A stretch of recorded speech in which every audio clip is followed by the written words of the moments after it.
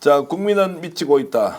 대한민국 헌정사에 기록될 한 주가 시작됐다. 이런 똑같은 그리고 전혀 다른 표현이 지금 나오고 있는데요. 이번 주 수요일 날, 네. 자 일단 선고일을 발표하고 금요일 날 최종 선고를 할 것이다라고 문대림 의원 보십니까? 저희들이 그렇게 예측을 하고 있고요. 네. 그럼에도 불구하고 우리는 지난주에 많은 기대를 했었지 않습니까? 그런데 예상대로 진행되고 있지 않다.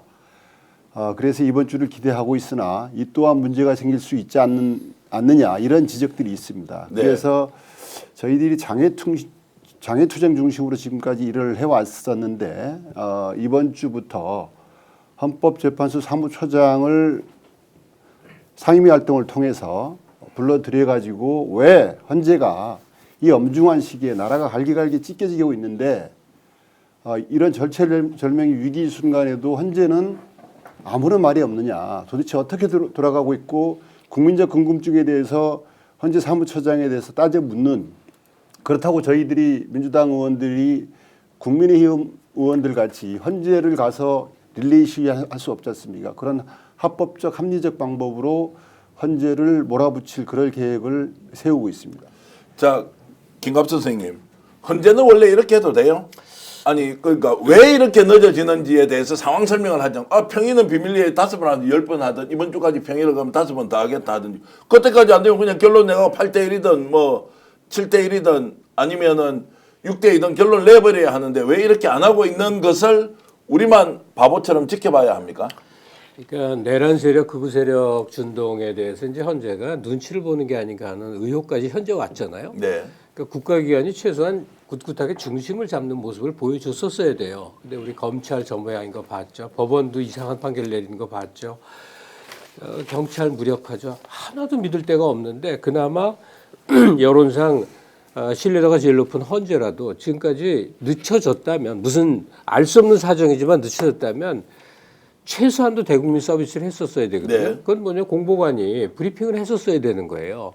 최소한 아웃라인 정도에서 발표할 수 있는 범위 내에서 이러저러한 사정 때문에 이 평의가 연속되고 있다든지 평결을 못했다든지 늦어지고 있다든지 국민께 설명을 해야 돼요. 근데 설명조차 못한다는 건 무언가를 두려워한다는 건데, 이들이 윤석열 세력이나 극우 준동에 대해서 이렇게까지 눈치를 친다면 이 나라는 누가 지켜주냐 하는 거예요. 그 생각을 헌재 재판관들은 하지 않는 건가? 정말 안타깝죠. 자, 그래서 저희들이 부산대 이제 교수로 계시죠. 법학전문대학원에 계시는 김혜영 교수가 지금 이제 윤석열 탄핵과 관련돼서 인터뷰도 여러 번 했지만, 우리 지금 헌법에 나와 있는 60일 이내에 탄핵 이후에 선거를 치러야 한다는 것은 똑같이 헌법의 원리가 탄핵과 관련된 심판도 60일 이내 해야 한다는 것이 담겨 있다는 것이에요. 그 내용 여러분 한번 들어보시면서 이야기 좀 더 이어가 보겠습니다. 그럼 이런 것들을 감안한다면은 헌법재판소에서 적어도 그 대통령 탄핵에 관해서는 60일 안에는 결정을 내리는 것이 헌법 취지에 맞다. 저는 이렇게 생각을 하고. 근데 이제 그럼에도 불구하고 저는 이거 좀 헌법재판소가 좀 문제라는 생각이 듭니다. 왜냐하면은 그 헌법에 대통령이 고리하면은 60일 이내에 대통령 선거하도록 돼 있지 않습니까? 네. 그러면 그 취지는 그 권한 대행의 체제가 장기간 되는 것을 우리 헌법은 꺼리고 있다는 걸라고 볼 수 있거든요. 자, 김영 교수가 이제 실제로 헌법재판소에 이제 재판연구관으로 이제 근무를 했던 적이 있었고, 지금 이 상황을 도무지 이제 이해를 할 수 없다고 하는데, 지금 벌써 93일이 지났습니다. 오늘이 94일째. 그러니까 93일이 지났고 94일째인데, 자, 그러면 헌법재판소가 이렇게 하는 이유를 이제 취재해 보니까 댓글로 이렇게 올라옵니다. 데비스님께서는 빼박 증거 때문에 8대 0이었는데 땡땡땡 재판관이 채택된 증거들이 위법 여지가 있으니 증거의 정당성을 하나하나 다시 따져보자. 자, 이것이 진실인지 아닌지 저는 알 수 없습니다. 제가 이제 주변을 취재를 좀 해보니 그냥 단순히 기자들한테 취재하는 수준은 아니고요. 저 내부 사정을 잘 알고 있는 사람의 추론과 근거를 가지고 종합해 보니까 지난주 후반부터 갑자기 한 사람이 나와서 이것저것 다 따져보자 라고 하면서 그냥 판이 막 뒤엉켜 버린 것 아니냐라는 이야기 하고 있고요. 지금 000님께서는 아예 이 사람 이름 거론해가지고 압박해야 된다라고까지 하지만 그렇게는 할 수 없다 하더라도 누군가 바깥에서, 이상훈 기자, 네네.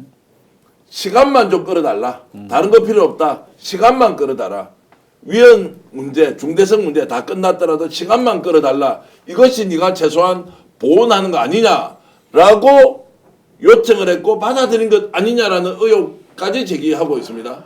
사실 이제 김복경 이제 재판관 얘기를 지난 주 후반부터 많이들 얘기를 하기 시작을 하고 있고, 그리고 뭐 정보 사이드에서 단지 뭐 언론에서만 통용된 게 아니라 정보 사이드에서도 많이 이야기가 돌고 있어서 최대한 저희가 확인을 해보려고 했습니다만, 그렇다 하더라도 김복형이라고 하는 법조인이 지금 이 상황에서 뭐 8대0을 뒤집어서 자기가 일로 간다든가 하는 결정은 대단히 어려울 거다라고 하는 것은 분명히 보여요. 왜냐하면 그 주변에서 물론 가장 최근에 임명이 됐죠. 24년 9월이면은 이미 우리가 알기로는 쿠데타가 모의 단계를 넘어서 이제 구체적 실행 예비 단계에 접어들던 시기에서 헌법재판관을 윤석열이 직접 임명을 한 케이스이기 때문에 그렇다면 상당히 예비적으로 거기다 집어넣었을 가능성이 있는 사람이고, 그렇다면 저쪽이 원하는 결론을 낼 우려도 제기할 수 있는 사람이긴 합니다만, 지금까지 재판 과정이 진행되어 온 과정, 그리고 우리가 지난 목요일 날 워낙 뭐 충격적으로 사실 지난주에는 결정이 나지 않을까 했다가 갑자기 감사원장이랑 이창수 뭐 서울중앙지검장이 목요일 날 끼어들어오면서 사실 그 결정 내용에 대해서 상세하게 살피지 못했지만, 실제로 거기에 보면 8대0으로 합의된 내용들 중에 상당히 중요한 윤석열 탄핵을 예측해 볼 수 있는, 이를테면 줄 탄핵이 아니다라고 하는 등의 결정이 8대0으로 난 거 보면 김복형이 아주 적극적으로 정하고 있는 것 같지는 않습니다. 다만 우려하신 대로 시간끌기 정도 수준에서 나름대로 스트라이크를 하고 있을 가능성은 우리가 짐작할 수 있으나, 그렇다 하더라도 이미 충분히 시간 끌었다.